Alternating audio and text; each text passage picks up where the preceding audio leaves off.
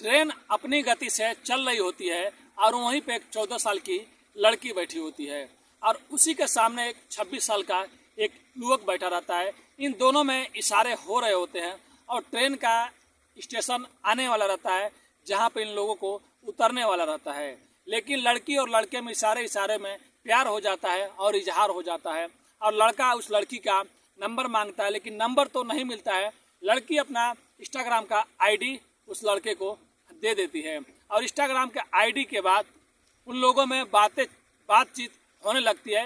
फिर लड़के को जहाँ जाना रहता है वो लड़का वहाँ पे चला जाता है। अक्सर उस लड़की से वो लड़का बातें करता था, फिर इन दोनों में कब प्यार और ज़्यादा हो जाता है कि वीडियो कॉल पे भी बात होने लगता था और लड़का दिन पे दिन फरमाइश करने लगा कि थोड़ा कपड़े हटा दो, थोड़ा दुपट्टा हटा दो और मेरे को तुमको अच्छे से देखना है।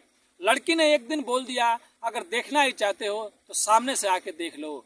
लड़के को भी ये चीज़ बहुत अच्छा लगता है कि जिस चीज़ को मैं मोबाइल में देख रहा हूँ और जिससे मैं फ़ोन पे बात कर रहा हूँ उससे मैं मिलूँगा ज़रूर। लेकिन उस लड़के को ये मालूम नहीं रहता है कि शायद उसका ये आखिरी सफ़र हो जाएगा। तो चलिए पूरी इस इंस्टाग्राम लड़की और लड़के की कहानी बताएंगे। उससे पहले आप लोग से रिक्वेस्ट करते हैं, अगर आप हमारे चैनल पर नए हैं तो चैनल को सब्सक्राइब, लाइक, शेयर करना मत भूलिए। तो नमस्ते, आदाब, सत श्री अकाल। आज की जो मैं सच्ची घटना आप लोग को सुनाने जा रहा हूँ, यह एक 14 साल की लड़की और एक 26 साल का लड़का का प्रेम कहानी है जो ट्रेन से शुरू होती है और एक दर्दनाक कत्ल और साजिश का शिकार होती है। तो चलिए पूरी कहानी को शुरू करते हैं।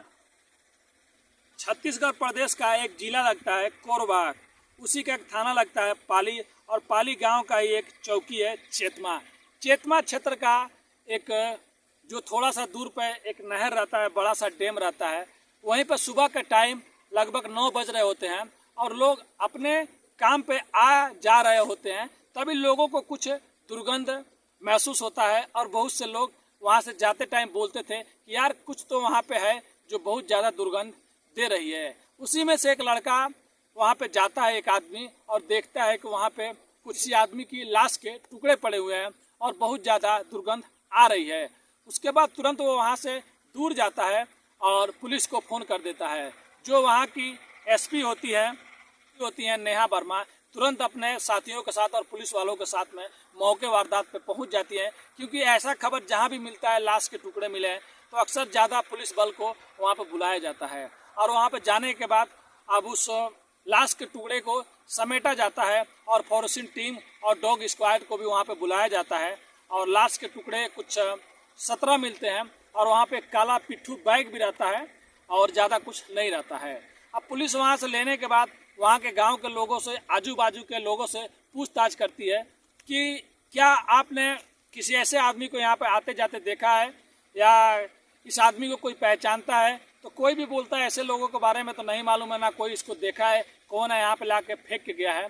चारों तरफ पुलिस वाले गांव में घूमकर सबको बोल देते हैं, अगर किसी को भी छोटा मोटा जानकारी मिले, कोई बाहर से आदमी आया है या कोई नया आदमी दिखा हो तो पुलिस को ज़रूर इन्फॉर्म करें, बताएं।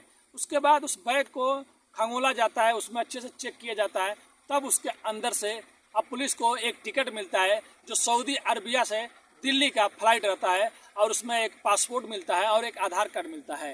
ये तो कन्फर्म हो जाता है कि ये लड़का जो भी है कुछ दिनों पहले सऊदी अरब से दिल्ली आया है, लेकिन ये यहाँ पे किस लिए आया था, किससे मिलने आया था, अब पुलिस को पता लगाना बहुत मुश्किल था। लेकिन उसके आधार कार्ड से उसका घर का पता लगाया जाता है और उस टिकट पे वसीम अंसारी और पासपोर्ट पे भी यही नाम लिखा रहता है। पता चलता है ये तो रांची कराने वाला है। फिर उसके घर पे बात होता है और पता लगाया जाता है कि क्या आपके घर का कोई आदमी सऊदी अरब या इस नाम का कोई है। तो घर वाले तो पहले चौंक जाते हैं, हाँ इस नाम के तो मेरा एक बेटा है लेकिन वो तो सऊदी अरब में है। तब वहाँ की पुलिस जो रहती है बताती है कि हम लोग को एक लाश मिला है इस हालत में और उसके अंदर से आधार कार्ड और एक टिकट मिला है जो सऊदी अरब से दिल्ली का है। आप लोग अगर आ सकते हैं तो आ जाइए। अब वहाँ से उस लड़के का एक भाई आता है और वो आने के बाद पहचानता है और बोलता है कि हाँ यही मेरा भाई है।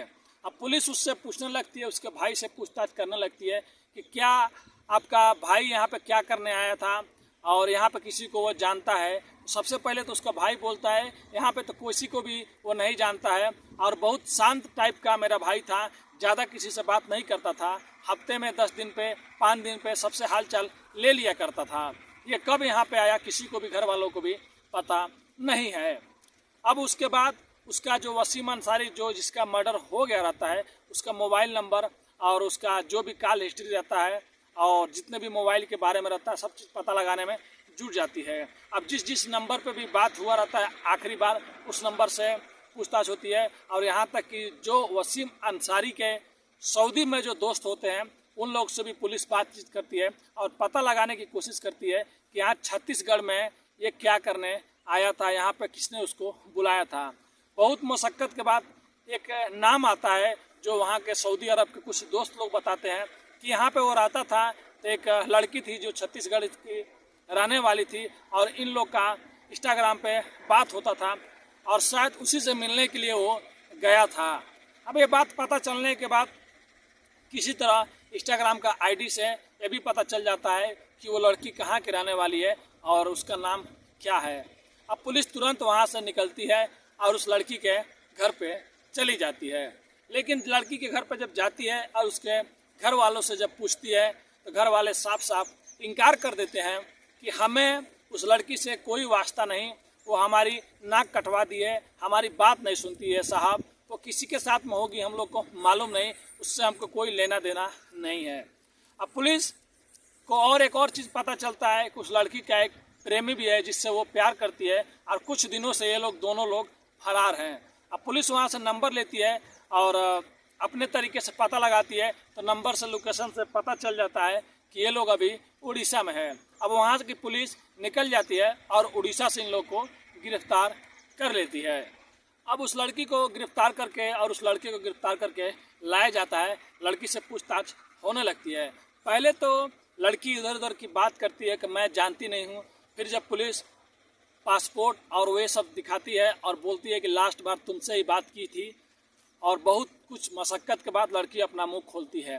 लड़की बताती है कि एक बार हम लोग ट्रेन से सफ़र कर रहे होते हैं, तभी हमारे सामने एक लड़का बैठा रहता है जिसकी उम्र 26 साल रहती है और मेरी उम्र 14 साल थी। और जब हमारा स्टेशन आता है उससे पहले हम लोग में प्यार हो गया रहता है और लड़का दिखने में भी बहुत हैंडसम रहता है। और लड़का जब हमसे हमारा नंबर मांगता है, हम लोग नंबर शेयर नहीं करते हैं, इंस्टाग्राम का आईडी एक्सचेंज कर लेते हैं, एक दूसरे को बता देते हैं। उसके बाद लड़का वहाँ से सऊदी अरब कुछ दिनों बाद चला जाता है और लड़का को 2 साल हो गए रहते हैं। और लड़की बताती है अक्सर वो फ़ोन किया करता था और मेरे से घंटों बात किया करता था और मैं जो भी बोलती थी वो मेरी बातें सुनता भी था। मैं कभी कभी उससे बोलती थी कि मेरे को पैसे की ज़रूरत है या मुझे ये चीज़ चाहिए, मुझे पैसे चाहिए, तो मेरे लिए पैसे भी भेज दिया करता था। उसके बाद मैं एक दूसरे लड़के से प्यार करती थी, उसको मैंने सारी बात बताई, तब उसने मेरे से बोला इसके पास तो बहुत भी पैसे होंगे, जितना तुम मांगती हो वो तो तुमको उतना पैसे देता ही है, और इसको अभी 2 साल हो भी गया है कमाने गए, क्यों नहीं हम लोग एक ही बार में इससे सारा पैसा निकलवा लें।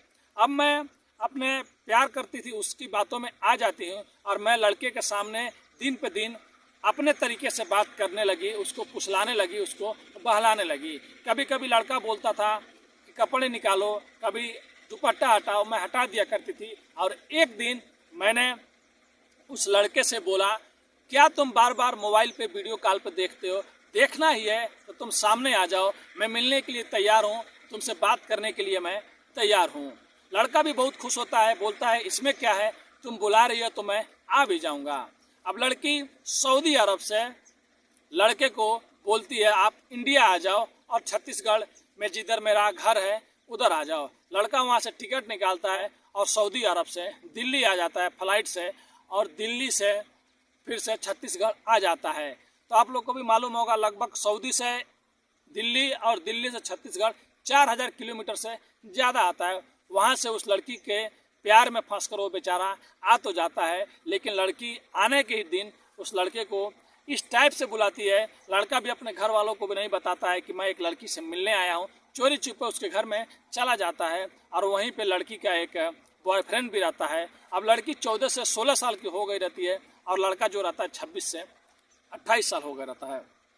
अब लड़की का जो बॉयफ्रेंड रहता है वो भी 20 साल का रहता है, देखने में भी हत्ता कट्ठा रहता है और पेशे से वो एक कसाई खानदान से आता था, तो काटने पीटने का उसको पहले से ही मालूम था। अब वो लोग उस लड़के का हाथ पैर बांध देते हैं और बोलते हैं जितना भी पैसा है, सारा चीज़ पैसा है, तुम दे दो और तुमको हम लोग छोड़ देंगे। अब वो लड़का बोलता है कि तुम लोग तो हमारे साथ में गलत कर रहे हो। अब इसी बीच में उन लोगों में झगड़ा हो जाता है और जो उस लड़की का प्रेमी रहता है, आशिक रहता है, वो उस लड़के का खून कर देता है। और बचने के लिए वो पेशे से कसाई भी रहता है, उसके बाद उस लड़के का कई टुकड़े कर देता है और वो सोचता है कि हम लोग ऐसे जगह में इसको रख देंगे, कभी किसी को पता नहीं चलेगा। फिर वो एक बोरे में उस लड़के को टुकड़े रखते हैं और एक डैम होता है जो कुछ किलोमीटर दूर रहता है, वो लोग जाते हैं और उस डैम के अंदर 1 या 2 टुकड़े डाले होते हैं। तभी वहाँ से पेट्रोलिंग पुलिस गुजर रही होती है, ये वहाँ से डर जाते हैं और डरने के बाद फिर से वापस अपने घर पे चले आते हैं। और घर आने के बाद ये लोग जो भी लाश के टुकड़े रहते हैं फ्रिज में सजा देते हैं कि बदबू और बास मत आने लगे। फिर उसके 1 दिन बाद इन लोग को समझ में अब नहीं आता है कि हम लोग कहाँ लेके जाएं फेंकने के लिए। फिर से जल्दीबाजी में जल्दी उस बैग में भी रखते हैं और बोरी में रखते हैं और लेके घर से निकल जाते हैं और उसी डैम के पास जाते हैं, लाश को जल्दी फेंकते हैं। तो कुछ टुकड़े तो उसमें चले जाते हैं और कुछ टुकड़े साइड में उधर ही बच जाते हैं जो पिट्ठू बैग में रहते हैं और ये लोग वहाँ से भाग जाते हैं। और उसके बाद जब वहाँ के आदमी लोग सुबह काम पे जा रहे होते हैं तो उन लोग को दुर्गंध आती है। उसके बाद पुलिस को फ़ोन होता है, पुलिस आती है, लाश को कब्जे में लेती है। फिर उसके बाद ये सब कहानी पता चलता है। ये सब लड़की जब बताती है तो लड़की के ऊपर और उस लड़के के ऊपर मुकदमा दर्ज होता है, जो भी चार्ज लगता है। उसके बाद उसको जेल भेज दिया जाता है। अब उसके बाद उस लड़के का भी DNA टेस्ट होता है कि सही में वही लड़का है ना जो वसीम, जो सऊदीया से आया था, या ये किसी और को तो नहीं मार दिए हैं। और उसके बाद अब पुलिस और जांच कर रही है, तो शायद इसमें कोई और तीसरा हो या और कोई हो तो उनके ऊपर भी कार्रवाई हो। तो पुलिस अपनी तरीके से भी जांच कर रही है। फिलहाल उस लड़की को जो इंस्टाग्राम ID पे मिली थी उसको और उसके आशिक को भी जेल में डाल दिया गया है। तो कहानी सुनाने का उद्देश्य किसी का भी दिल दुखाना नहीं है, बस लोगों को जागरूक करना है और आप लोग को सचेत करना है। कभी भी किसी पे भी आँख मूंद कर भरोसा मत कीजिए, क्योंकि ये कलयुग सा है।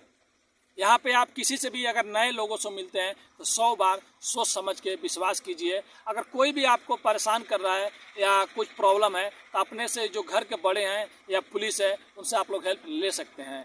तो अपने फैमिली को स्वस्थ रखिए और सेफ रखिए। अगर आप इस चैनल पर नए हैं तो चैनल को सब्सक्राइब, लाइक, शेयर करना मत भूलिए। मिलते हैं नेक्स्ट वीडियो में फिर से कुछ अच्छी और कुछ नई कहानियों के साथ। अभी के लिए अलविदा लेता हूँ। धन्यवाद।